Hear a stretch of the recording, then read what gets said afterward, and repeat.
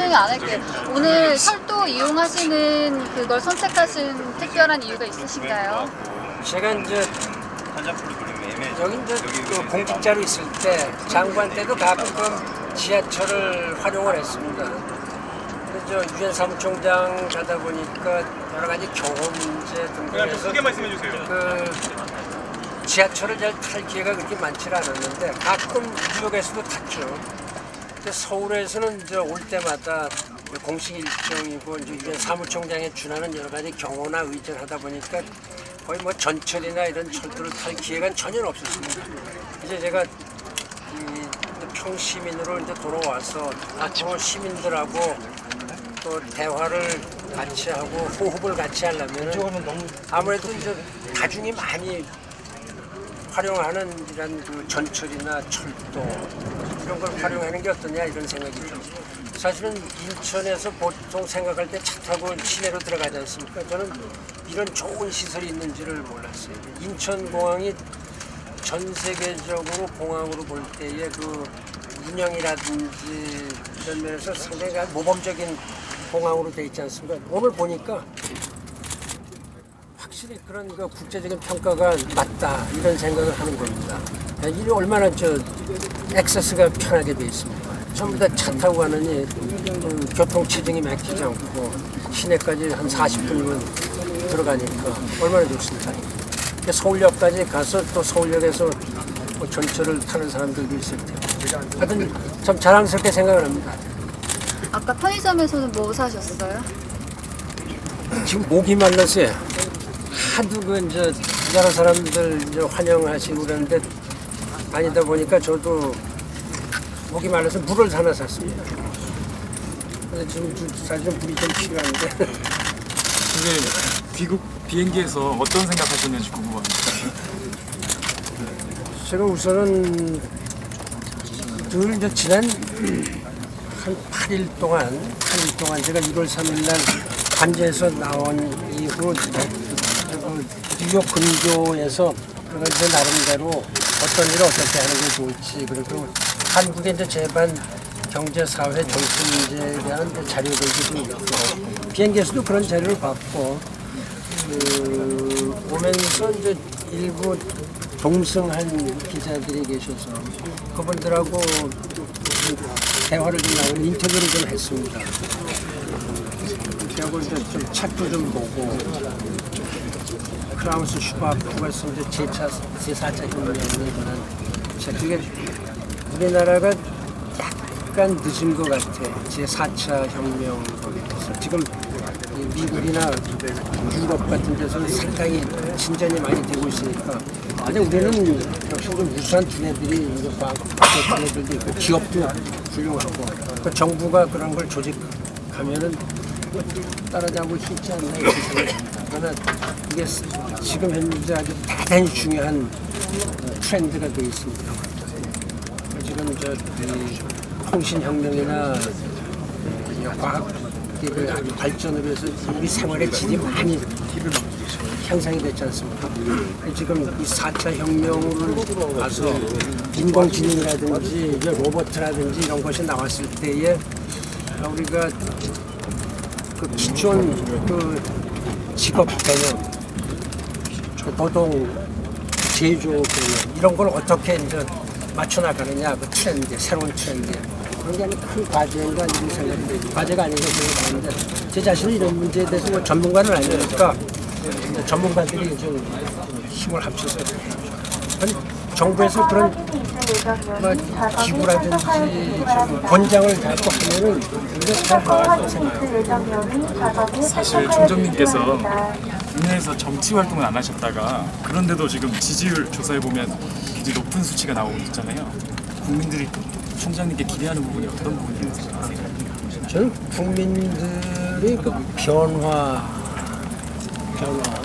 그다음에 좀 더 희망을 갖고 싶다 이런 게 있는 것 같아요. 저는 말씀하신 대로 제가 정치에 정당에 가입한 일이 한 번도 없고 그냥 공무원, 공직자로서 왔고 유엔 사무총장도 제가 정당에 가입한 일이 없죠. 완전히 유엔 사무총장으로서 그 길을 걸었는데 그렇다고 해서 정치를 완전히 모르는 건 아니죠. 제가 만나는 사람들이 다 세계의 정치 지도자들이고 또 정치 문제를 협의를 하고 또 경제 문제도 마이크로한 그 국내에 세세한 건 안 하지만은 국제 경제 그 매크로한 거 전 세계의 주민들이 어떻게 편안하게 풍요롭게 인권을 존중해 가면서 살 수 있느냐 이런 거는 우리나라나 국제사회나 다름이 없습니다. 그래서 지금 유엔이 재작년이죠 벌써 2015년이에요. 2015년에 그 영어로 이제 밀면 안 돼요. SDG 지속 가능 발전 계획 그걸 17개를 마련했지 않습니까?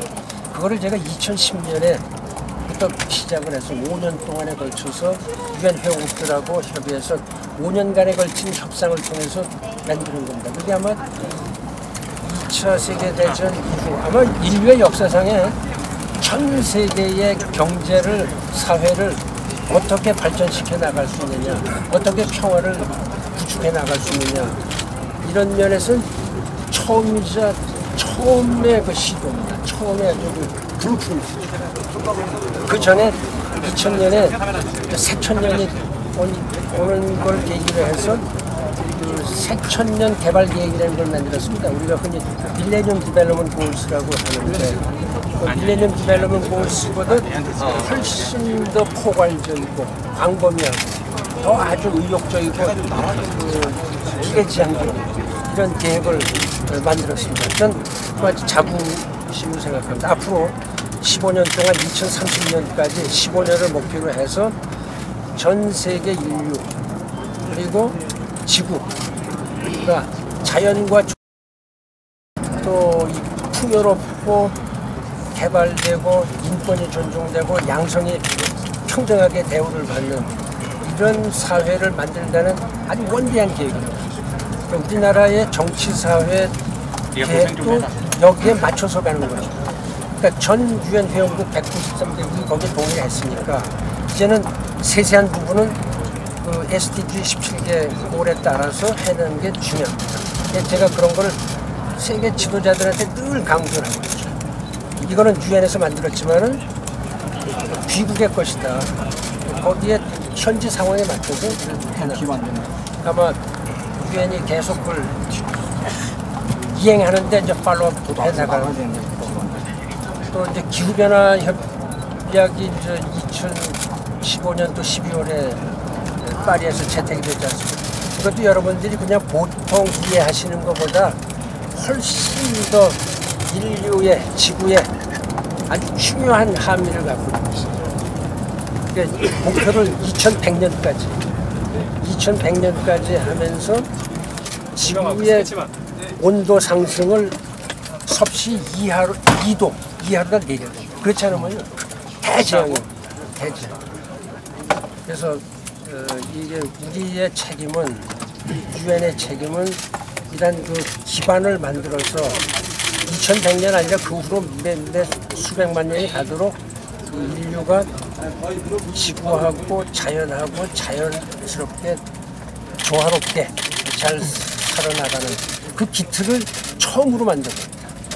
처음으로 인류 역사상 처음이죠. 유엔 역사상 처음이죠. 그거를 제가 전 열정을 위해서 만들었기 때문에 저는 좀 자부심을 가지고 있고 우리 이제 정치 지도자들이나 특히 이제 그 경제계 지도자들은 이제 본인들이 기업을 운영하면서 세계 트렌드에 맞추려고 꽤 노력을 합니다. 사실 우리 기업들이 발전을 하거든요. 사실 이제 정치하시는 분들은 너무나 국내 문제 함몰돼 있는 거예요. 참 그 안타깝고. 제가 그런 그 새로운 그 퍼스펙티브를 좀 우리도 이제 보여야 되는 거 아니냐. 제가 그 생각입니다. 제가 무슨 어떤 특별한 능력 있는 사람도 아니고 제가 정치에 처음부터 관심을 가진 사람도 아닙니다. 제가 장관까지 올라가면서 제가 어디 정치에 조금이라도 관여를 안 했거든요. 사실 유엔 사무총장 하면서는 유엔 사무총장을 정치인으로 보느냐 아니냐 거의 뭐 정치인이죠. 사실. 그러나 그 하는 정치가 좀 다르고 유엔 사무총장과 이 국내의 어떤 지도자들, 대통령이나 총리나 이런 사람들은 약간 하는 일은 다릅니다.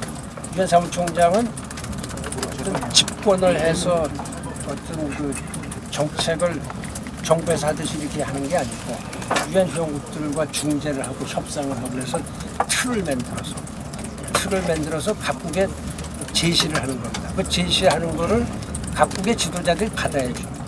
받은 나라들은 성공하고 안 받은 나라들은 실패하는 거예요. 그런데 우리나라 대통령이나 총리는 소위 그 집권을 해서 정권을 잡아서 책임하에 집행을 하죠. 그런데 유엔에서 그런 집행하는 거를 관여는 못하죠. 그거는 그 각국이 알아서 이렇게 하는데 지금 각국이 너무 개별적으로 하다 보니까 조화가 안 되는 거예요.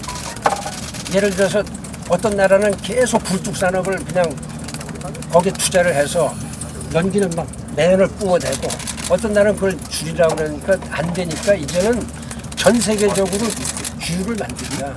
거기에 맞추자. 한국도 거기에 딱 맞춰 가야 됩니다. 선생님 근데 이제 그 국제 무대에서 활동을 하셨던 거랑 국내에 오셔서 현실 정치를 맞닥뜨리는 거 조금 다를 수도 있는데 그거에 대해서 조금 마음의 준비는 좀 하셨는지. 다를 수 있겠죠. 다를 수 있겠죠. 제가 벌써 그런 걸 느끼고 있습니다. 오늘만 해도 이렇게 많은 취재진이 몰릴 거라고 예상은 하셨나요? 지지자들과? 저는 뭐 전혀 예상을 못했고 저는 사실은 제가 귀국 일정을 자꾸 이렇게 비밀리하고 그런 것이 좀 조용하게 들어오려고 했어요. 그러다가 이제 자꾸 이게 비행기를 예약하면 이게 리크가 됩니다. 이게 비밀이 없으니까. 그래서 제가 9일 전에 제가 이제 1월 3일 날 발표를 했죠. 그렇게 하고 사실은 오늘 제가 보고 참 감동스럽다. 제가 다닐 때 환영을 많이 받습니다. 이제 어려운 나라 갈수록 환영을 더 받고 선진국에 가면 그냥 덤덤하고요. 근데 그 오늘 같은 따뜻한 환영을 참 그 고국에서 받으니까 제가 저에 대한 기대, 또 제 책임감 이런 걸 훨씬 더 느끼게 되고 제가 앞으로 대화를 좀 많이 하려고 합니다. 특히 국민들하고 대화를 하고 필요한 경우에 정치 지도자는 아무래도 해야 되겠죠. 그래서 제 입장을 좀 정할 것 같아요. 촛불 집회 어떻게 보셨어요? 저는 아주 맨 초반에 상당히 우려 섞인 눈으로 봤죠. 왜냐면 인원이 늘어가면서 이거 혹시 잘못해서 행정당 경찰 밀리지 마세요. 마찰이 생기는 거 아니냐. 그런데 거기서 밀지 마요. 뒤에. 많은 나라 사람들이 밀지 마요. 경이롭게 쳐다보는 거죠. 경이롭게. 왜냐면 100만 명이 모였는데 경찰하고 하던 일에 불상사가 없고 부상자도 없고 그 다음에 법원에서도 청와대 100m 전방까지 행진을 인정하거든요. 그런 것이 전부 다 성숙된 민주주의의 표현 아니냐. 그러니까 그런 면은 상당히 부럽게 쳐다봅니다. 제가 유엔 사무총장 하면서 많은 성명을 발표합니다. 우려를 표명을 하고 그렇게 하면 안 된다고 촉구를 하고 그런데 왕왕 많은 사람들이 생명의 위협까지 받아가면서 민주적인 데모를 하고 그랬거든요.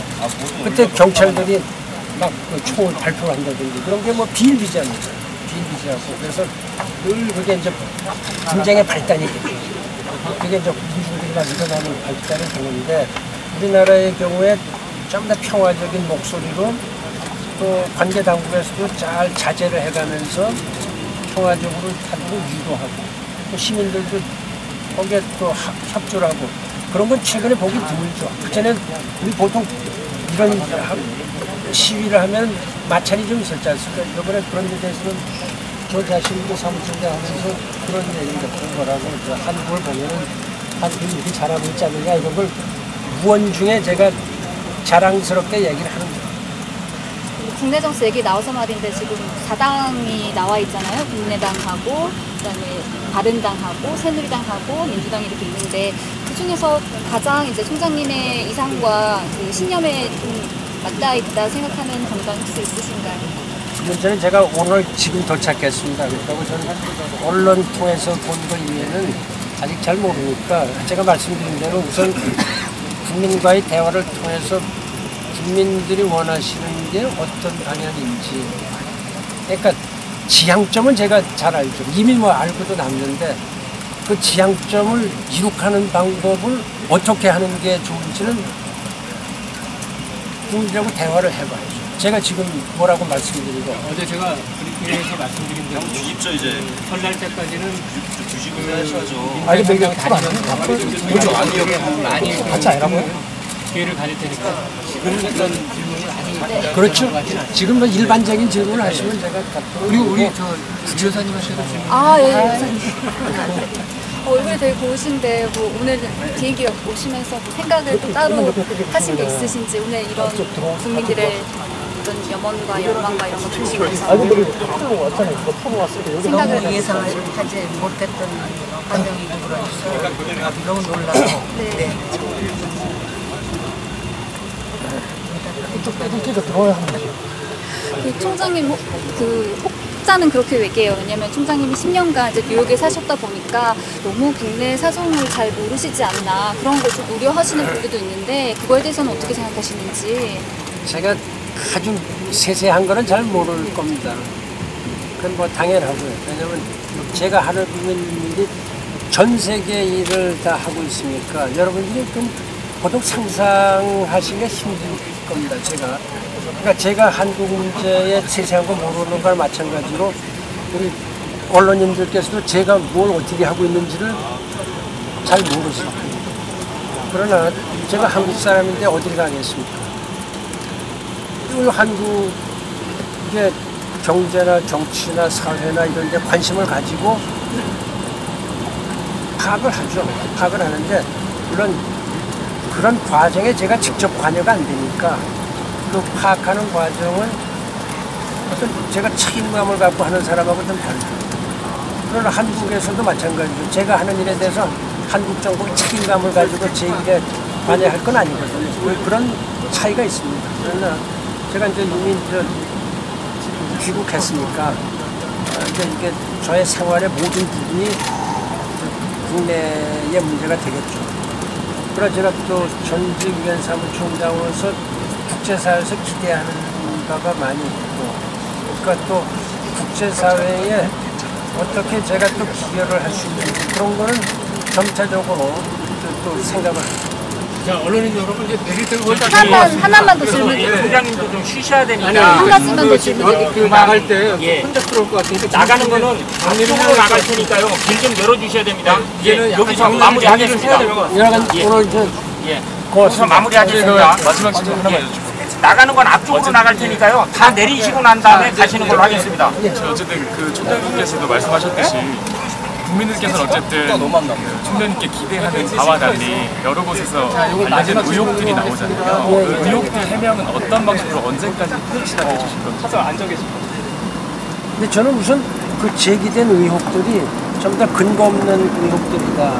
그래서 박연차 씨 건은 제가 언론중재위원회에 제소를 했죠.